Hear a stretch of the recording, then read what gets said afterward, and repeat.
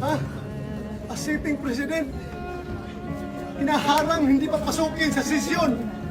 Kung ako'y absent, hinahanap ako ninyo. Sumusweldo. Hindi nagpapakita. Ngayon, papakita ko dito. Oh, hinarang ko ng FBI. I-wrestling ako doon. Sugat-sugat ako. Pasok! This is the Senate!